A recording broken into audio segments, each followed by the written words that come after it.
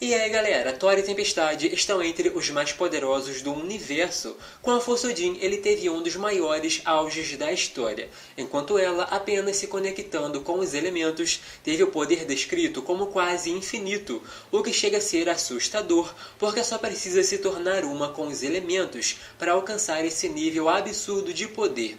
Odinson é tão poderoso que seu trovão é ouvido no espaço, sendo que lá o som nem se propaga, enquanto ela é capaz de controlar o fluxo de uma dimensão sozinha.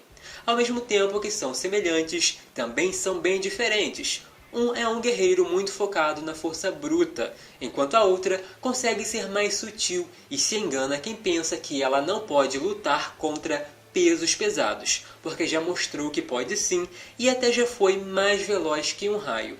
Sempre houveram fãs que compararam e debateram sobre quem é mais poderoso, quem é mais habilidoso e tem um domínio maior. Então, levando em consideração esses comentários, pensei em separar 5 momentos para a gente ver qual o relacionamento dos deuses do trovão. E não é nada de competição ou coisa assim, muito pelo contrário, se admiram e se respeitam dos heróis que sabem que são importantes. Mas sem muita enrolação, vamos direto ao ponto.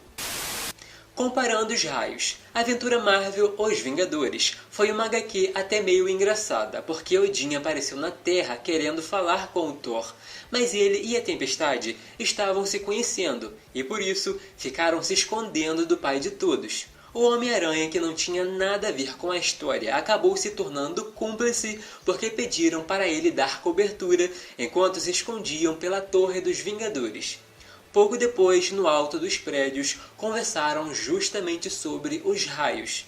De acordo com o Thor, os dela são quentinhos e elegantes, enquanto os dele são frios e destrutivos. Claro que é se tratando mais da natureza e personalidade de cada um, já que podem controlar a intensidade. Destacando o que sempre comentamos sobre as diferenças. Muitas vezes, o deus do trovão teve que usar o Mjolnir para se mostrar menos bruto e bem mais refinado, enquanto a deusa do clima consegue manipular de uma forma mais precisa e até delicada. Luz versus Trevas. No quarto capítulo de King in Black, os mutantes entraram em ação.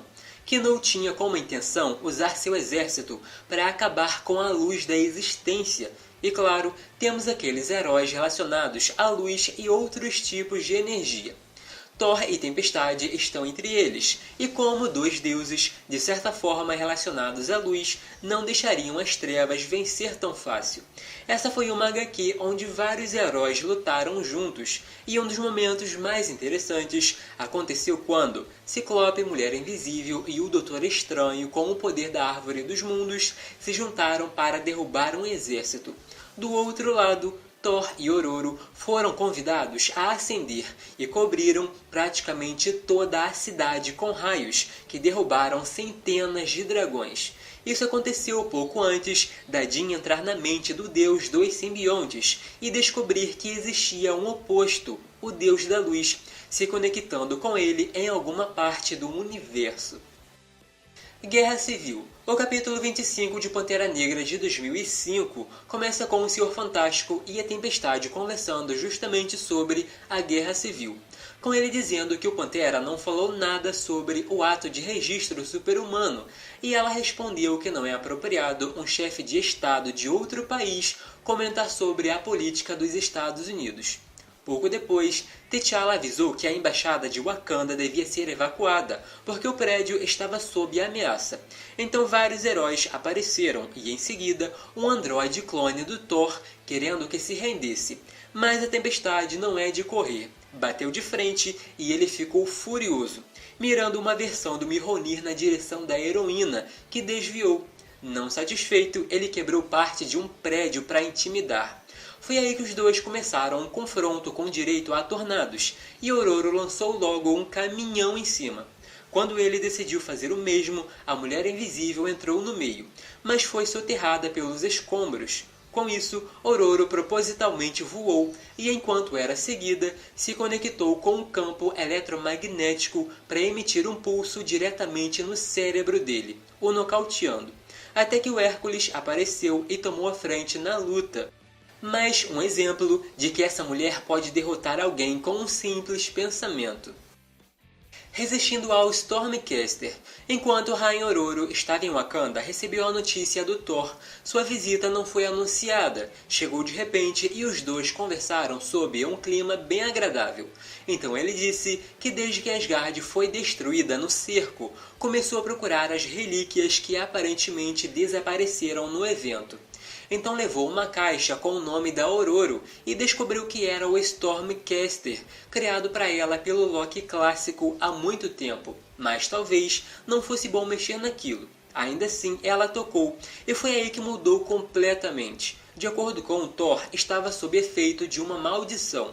Então começaram a lutar. Ainda assim, ele pedia para que ela recuperasse os sentidos e não deixasse que o poder a corrompesse. Como sabemos, Tempestade sempre foi muito forte nessa questão do autocontrole. Então segurou o martelo e os dois destruíram usando o Mjolnir. Interessante porque o Mjolnir tem quebrado outros martelos, então ele realmente está lá em cima na questão da resistência. De acordo com a Tempestade, foi quase impossível resistir a esse poder e que desistir dele foi como sacrificar um pedaço dela. Outro ponto que destaco com vocês, porque hoje ela é de fato considerada uma deusa, então não precisa mais de nenhum artefato para ficar mais poderosa, basta ser adorada. E para terminar, salvando o mundo. No terceiro capítulo da Maldição do Homem-Coisa de 2021, podemos ver as consequências do Homem-Coisa tendo seu corpo controlado para fins malignos. As pessoas que respiravam o pólen gerado acabavam pegando fogo, e a situação chegou a um ponto que a humanidade corria risco de extinção. Mas uma tempestade de escala mundial poderia resolver essa situação. O assunto foi tratado até pelo Conselho de Krakoa, que discutiu se devia ou não ajudar. Senhor Sinistro queria que deixassem os humanos lidar com isso sozinhos, e claro, provavelmente não iriam conseguir. De acordo com a Tempestade, que é a deusa do equilíbrio, só um tolo pensaria dessa forma, porque o ecossistema da Terra é frágil. Se deixar uma coisa dessa magnitude acontecer, vai dar problema em outra mais pra frente. Naquele momento, quem estava lidando com os efeitos sobrenaturais era a magia, porque o deus do pântano é bem voltado ao lado místico. Então os naturais ficaram por conta da Ororo. De acordo com o Thor, o pólen de fogo se curvaria ao poder dos dois. Nenhum contágio, por pior que fosse, poderia superar. De acordo com a Ororo, é bom ser uma deusa da tempestade, e o trabalho só precisava ser finalizado. O Homem de Ferro terminou dizendo para lembrá-lo de nunca arrumar briga com ela.